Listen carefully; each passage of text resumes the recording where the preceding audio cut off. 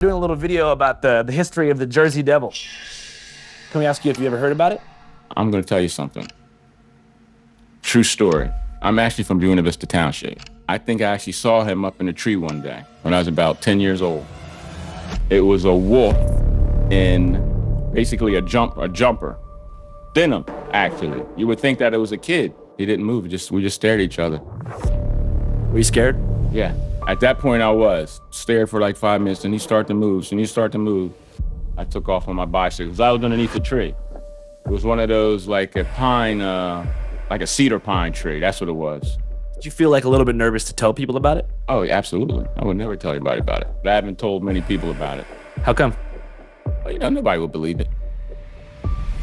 After spending what felt like weeks searching for Bigfoot in Pennsylvania and Ohio, I figured I'd probably have better luck with a more alternative, less mainstream cryptid. And so my hunt for the Jersey Devil began. Greetings, everybody. We just touched down in beautiful New Jersey. As you know, we've spent the last week and a half talking about different types of cryptids: Bigfoot, Mothman, Mantis Man. But my favorite and one of the most undercovered cryptids in America is the Jersey Devil. The devil child spread his wings in her flight. Jersey Devil lives forever in the New Jersey night. It's been said in piney folklore that the Jersey Devil was the 13th child of an evil Quaker lady named Mrs. Leeds, who gave birth to a demon who flew out the chimney and has been eating infants for decades, if not centuries. So I've got a couple leads so far, and I found a YouTuber named Tucker Upper. Why is it hairless, and why does it have like a little demon face? I don't know why. Who knows two guys, a father and son, named Mike and Stefan, who had a Class A eyewitness sighting of the devil in 2017. I mean, everybody always talk about the Jersey Devil, the Jersey Devil. I never thought that I would encounter it. I have even better news for you. You guys remember Mike, the passionate Bigfoot expert from the Cryptid Expo in Pennsylvania? Well, it turns out that Mike's actually the captain of a whole gang of researchers called the Jersey Devil Research Unit. And he's agreed to let me and the Channel 5 film crew shadow them for a weekend of camping and adventure. Before I proceed, here's a disclaimer. If you've came to this channel in search of, as the mainstream scientific community calls it, evidence and peer-reviewed research data, you're in the wrong place, pal. I don't care whether or not the Jersey Devil, Bigfoot, Mothman, Mantis Man, or Dogman are real or fake. I care more about the folklore. Where did the legend come from? And what purpose does it serve throughout the course of anthropology? You know what I mean? So anyways, there's this other guy named Professor Gillespie, and he's like the top researcher. He's written a ton of books about this shit, and he's gonna talk to us and tell us what really happened. I'm Professor Angus Cress Gillespie from the American Studies Department of Rutgers University in New Brunswick, New Jersey. I first got interested in the story of the Jersey Devil back in 1973 when I first arrived at Rutgers. I came in as a folklorist, and I started teaching courses in folklore, and I figured this is the State University of New Jersey, so I wanted to have some New Jersey examples. And I reached out to some of my students, particularly those from South Jersey, and they steered me in the direction of the Jersey Devil, and I've been working on that ever since. The story goes back to the 1730s. According to the story, there was a family, the Leeds family, Jane Leeds and her husband Daniel. They had 12 children, and according to the legend, when Jane Leeds learned that she was pregnant with her 13th child, she said, "Lord, let this child not be a child, let this one be a devil." Well, we now know that that was a mistake, because on that terrible night when Mother Leeds' 13th child was born, it started out, it was a perfectly healthy baby boy with blonde hair and blue eyes, but in the space of less than 20 minutes, it grew to the size of 2 full-grown men. And in place of the baby face, there was a horrible head of the horse. And it had the torso of a man, the feet of a goat, a long serpentine tail. It was very furry, and it had furry arms and furry paws and furry fingers. And at the end of each finger were razor-sharp fingernails.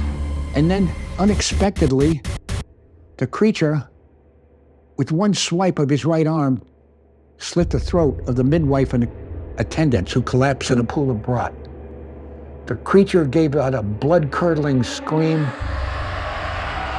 and escaped out the chimney, where he's terrified the people of South Jersey for the last 250 years. Have you seen Mother Leeds' 13th child? The next time you go into the woods late at night, take care. And when you hear the sudden crack of a twig behind you, beware. Beware of the Jersey Devil.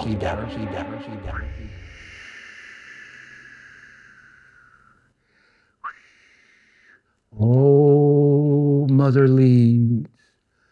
Oh, Mother Leeds. Thank you so much, Professor. Okay. I appreciate your time. And I'll let you know what we find. The family that's at the crux of the Jersey Devil folklore is the Leeds family. They're a pretty powerful family around here. As you can see, we're in Leeds Point, New Jersey. So this family is basically the shit around here. This graveyard is full of Leeds gravestones. So these people were fucking. But what we're learning now is that the Leeds family in the 1700s was like kind of on the outs. That's right. This is a story of colonial cancel culture in a redcoat reality. Mr. Leeds, alleged father of the Jersey Devil, was not your average boring old Pennsylvania Quaker making applesauce and hating on the Catholic Church for having too much fun. In fact, he was something of a tri-state socialite. In his late 20s, he began taking frequent trips to New York City and Philadelphia, where he'd go kick it with Christian mystics who believed in cosmology, exorcism, tarot reading, natural magic, and demonology. Mr. Leeds was like the Aleister Crowley of his time, and would oftentimes roll back into Leeds Point after long weeks in New York City to share his mystical insights, often suggesting to the guys in town that the Quaker people ought to modernize their beliefs. This did not go over well. People in town began referring to him as a pagan, banned him from the local church, and commenced a word-of-mouth smear campaign that may have messed up his reputation on a Leeds Point level. But he didn't give a shit. He was popping in New York, and remember, this is pre-internet, so not anybody could be popping in New York. So what happened here, I'm assuming, is that Mr. Leeds was like the shit. He was probably making a ton of moves, went to New York, tapped in with a bunch of different type of more, city swanky ass people and figured, you know what? Fuck all this Quaker shit, we should do something different. I am willing to bet there was a mutiny where all of the other Quaker dudes who were jealous of Mr. Leeds and all of his clout got together somewhere in town and said, you know how we can really fuck up this dude's name? Let's say that his baby mama gave birth to a demon. There's also allegations that Benjamin Franklin was in a race with Mr. Leeds to develop the first farmer's almanac. And Ben Frank was really close to having a sick-ass copy of the farmer's almanac, but Mr. Leeds knew a lot more about farming. So I think Benjamin Franklin and the jealous Quakers of South Jersey conspired to throw dirt on the Leeds family so they could get their money up. I became quite energized after reaching my new discovery and hoped that maybe the people of Leeds Point could share some insight with me. What can you tell us about the legend of the Jersey Devil? Well, supposedly she cursed the child, and when he was born, he had wings and of the devil, and he flew out. Have you ever heard a convincing eyewitness account of an encounter? Convincing? No, I really don't believe in it. I think it's just a legend. It's fun to have because it's part of the South Jersey thing, but that's about it. Much like when interviewing locals in Reamer, Minnesota many years ago who denied the existence of Bigfoot, townspeople of Leeds Point, New Jersey stonewalled me, which Professor Gillespie says is par for the course. You can't just go in and say, tell me about the Jersey Devil. That's a sure way to get people to shut up. Have you ever heard of the Jersey Devil? No, never heard of. Are you sure? Yeah, I'm sure. No. Never? Never. It's like a demonic creature that was the 13th child of the Leeds matriarch that escaped through the chimney and has been terrorizing the Pine Barrens since the 1700s. Does that ring a bell? Honestly, no. Excuse me, ma'am. Have you ever heard of the Jersey Devil? Yeah. When did you first hear about the Jersey Devil? I don't like this, man. Sorry.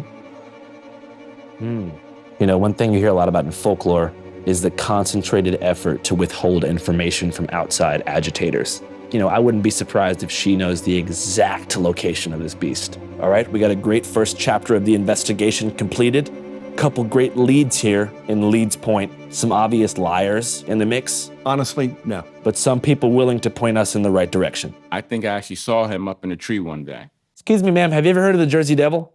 I'm sorry? Have you ever heard of... Oh, sorry. It was obvious to me that if I wanted to learn the truth, just asking locals wouldn't do me any good. I began to wonder if there was a local cryptid community there in South Jersey dedicated to hunting down the devil. After diving down every rabbit hole I could, I came to the conclusion that there was no dedicated subculture attached to this particular cryptid, but rather a loose network of independent researchers and lone wolf eyewitnesses, who seemed to all convene in the comment section of a local father and YouTuber named Tucker Upper, who posts regular updates about his findings. He agreed to meet with me at a nearby bar inside of a strip mall, conveniently named JD's Pub and Grill. Tucker claimed he just captured foolproof video evidence of the Jersey Devil's existence on a trail cam that he put in his backyard. It was hairless, bro. It's almost nothing. It could easily be like, okay, that's just a deer turned around. Yeah. But at the same time, there's just that weird, eerie feeling of like, why is it hairless? And why does it have like a little demon face? I don't know why. Yeah, I'm Tucker Upper, and the Jersey Devil has literally always been a part of my life since I was a tiny kid. I'm actually married through my lineage to the Leeds family at some point in time. So there's a story that became really famous of like this soldier who shot a cannon directly at the Jersey Devil, and it just went right through him, and then the devil just into smoke. So the only way that that could be possible is if it's like a skinwalker, I would say, like a witch that was possessed. Scariest thing about the Jersey Devil is how it's always a little bit different. So I don't think it's like meat, like Bigfoot, how it's a legitimate person basically. Yeah. The Jersey Devil seems to me more like a skinwalker, where it can change shape and it can basically change to the shape that you're most afraid of. So if you ask one guy who saw the Jersey Devil, and then another person who saw the Jersey Devil, their description's probably going to be slightly different, if not really different. Tucker's most viewed video about the Jersey Devil features an eyewitness account from a local father and son. It was crazy. We all had to question what we were seeing. Mike and Stefan was from a Facebook post that I posted, like, has anybody actually seen the Jersey Devil, right? And they responded to it. It was very convincing and like, holy shit, like this thing is legit. Though it had been over 4 years since Mike and Stefan set foot in the location of where they had their first sighting, they agreed to take us there and give us a play-by-play of the whole encounter. It was him that said, Dad, let's go down here and see what's down the end of this road. So I was like, all right. And was on the way back. That's when everything started happening. So I'm looking out to my left. So I'm driving this way, but I'm looking out to my left. The sun was shining onto the tree line in the distance. But while I'm driving, I'm doing like 35, maybe 40, 45 miles per hour. I was driving casually. All of a sudden, the sun shading casted on the trees took the shape of what looked like a sand-colored khaki camel. It had like a long neck. It's breaking up because I'm driving and I can't really get it clear because I'm keeping my eye on the road and I'm looking, I'm like this. So we pull over to the same clearing. We get out the car. What I saw in the wood line, it was there, but it almost looked shimmery, almost like a water, like on a hot summer day. Like a mirage. Like a mirage, but it was there. I had a Galaxy Note phone that I took a picture of it. That's what we saw, the Jersey Devil. But if you look to the left, you can see the face of a crying child. If you look very closely, you see it like kind of like eye, mouth, head. And the other picture I want you to see is the actual, why we believe it's paranormal with this photo right here. You can see it. It changed shape. Transforming into shape. It had an unusually long neck. It had like a slope to the body. It was just crazy. It was just walking. But the strange thing about it was moving, but it never advanced. It wasn't moving, it wasn't advancing. It was almost as if it was paranormal. I was like, hey, somebody horse got it. When I looked out and he's saying someone's horse is loose, the first thing I noticed was, well, this is a marsh. And I'm thinking like, right. And that's when I started saying to myself, I know this is not what I think it is. The next emotion that followed their sense of wonder and bewilderment was a realization that many Jersey Devil experiencers have. Holy shit, nobody is gonna believe us. You know what I mean? And we got a couple of those like, what you guys smoking? You know? Yeah, we heard that a lot, yeah. But you expect that because, you're gonna have the scoffers and the naysayers and the trolls just wanna just troll you. Or non-believers, skeptics. Y'all, you guys, it doesn't exist, but we know, we saw it. So we're not too far from the actual original Leeds family house or the foundation, right? Oh, no. Right up the street. Right up the street. We could take you to one of the Leeds properties whenever you guys are ready. Let's do it, man. Let's go. I could hardly believe it. Yep, right there. There we were at the foundation of the Leeds home. This is a actual Leeds property. If you look down in there, there's some actual brick. There's some brickwork. Yeah, you can see it. It's clear. And like I said, this type of brickwork is not done. This was, you can tell it's an old limestone. Old limestone, but it's solid. But that's all that remains. From a historical perspective, I thought that it was pretty sick that we found the actual chimney where supposedly the Jersey Devil escaped from. This is must be a brick from the old house. Mm-hmm. Shit, I might keep this. Yeah. Here we go. That's pretty good. Yeah, if You say don't keep it, might bring something back. Tucker was extremely adamant about me not taking a fragment from the Leeds chimney. Yeah, don't fucking bring it, dude. That's a terrible idea. Not because of its historical value, but he assured me that if I took it, bad things would happen. Someone commented and said that they actually took a brick from there, brought it back to their house, and crazy shit was happening at their house, and they were having crazy dreams, and then like stuff was falling off the wall. But despite his warnings, the risk was worth it. I didn't want the chimney fragment for just a memento. Unbeknownst to Tucker, I'd just been invited by Mike Familant, that's right, the El Chapo of tri-state cryptid research, to a private expedition deep in the Pine Barren National Preserve, along with a team of 4 other expert researchers, who together comprise an alpha team of top dogs that, thanks to the grace of God, were down to let me join their ranks. And we are the Jersey Devil Research Unit. My name's Mike Famla, and I am the lead investigator of this expedition. My name's Larry Susan, and this is my first time ever doing this. My name's Wiley, and I could tell the difference between a fox scat and a dog poop. This is actually my first time going out on a Jersey Devil expedition.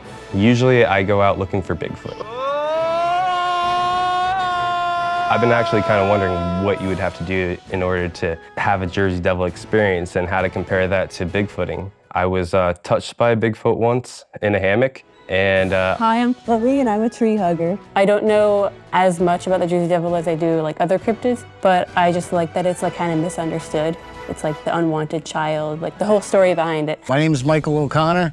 My 3 favorite cryptids is the Sasquatch, the Jersey Devil, and I have to say the Mothman. I think the Jersey Devil could be a possible supernatural phenomenon, and I definitely think there's too many sightings in the state to say it's a hoax. Do I think there's a lot of tricksters out there? I think there's a lot of hammerheads. Yeah, definitely. I run a cryptids paranormal convention. I started it last year in Perth Amboy, and I'm gonna try to do it every year.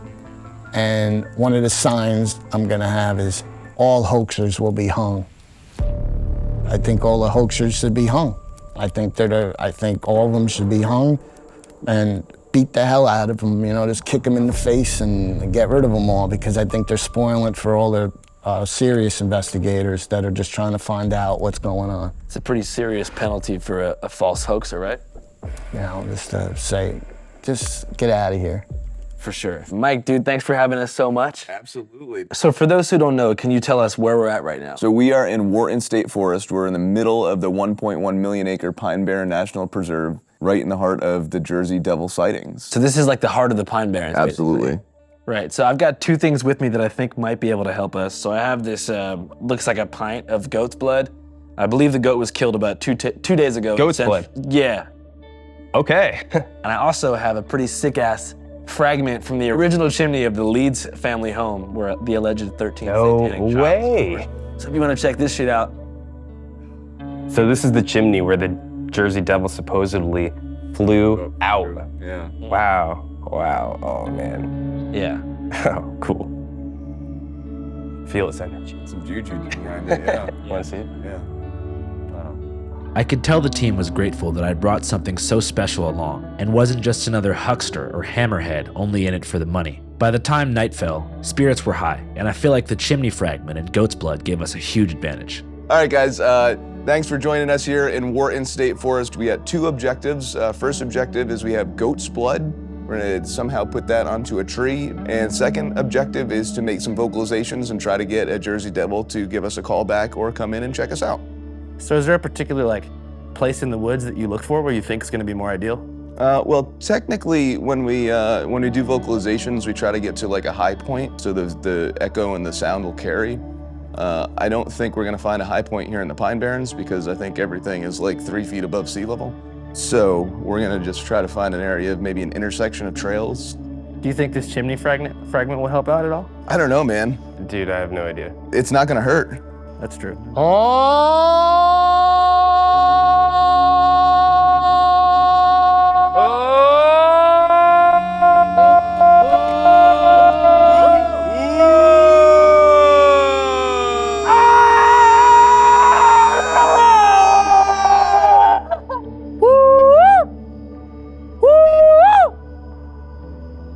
time seemed to freeze as the team stood at perfect attention, desperately awaiting for the pines to screech, howl, or knock back.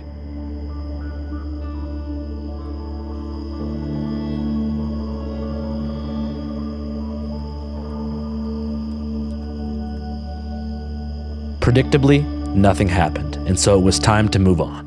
All right, yeah, let's do this thing here. I don't necessarily want to touch it, so. All right, so this is a lot of goat's blood. I do know that some people drink this stuff for medicinal benefits. I don't know how it should come packaged, but I feel like it should be packaged differently.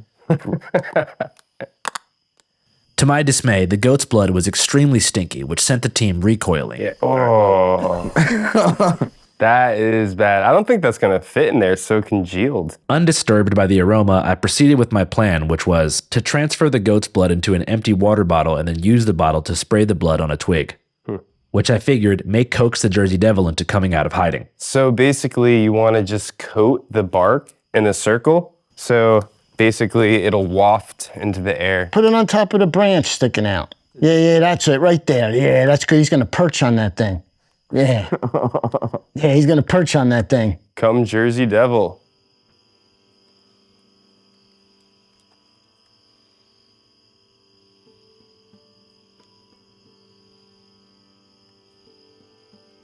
Mike, you hearing anything? Not really, are you? All right, well, there's that. That's taken care of. After failing twice to conjure up the devil, Mike set up a trail cam near the goat's blood and said it was time to walk back to the campsite. There's that. Not like we didn't try. Still, he assured us that despite not having a Class A, it was overall a successful night. I think that was good. I think that was really good. So we had a very successful night investigation so far. We did the blood thing on the tree. That was successful and disgusting and at the same time. That blood was very pungent. As Mike said, it was pretty gross. And then we went and did some Bigfoot vocalizations, Jersey Devil vocalizations. Didn't get any replies back, but that's just the nature of the beast when it comes to Bigfooting and looking for cryptids, right? Do you ever get disappointed? Yeah, you get disappointed, but then, you know what, the disappointment comes in when you go after time after time after time after time and don't get any activity. And then it starts getting a little frustrating. But then at the very end, you get that one little like callback or that one tree knock, and it's like, okay, something's out there. And then the rejuvenation gets you going again. We are the Jersey Devil Research Unit. All hoaxers will be hung. Channel 5 live worldwide, Hollywood and Vine. Fuck the authority, Channel 5 News. Channel 55. We don't fuck with custers. And 5 is the best number.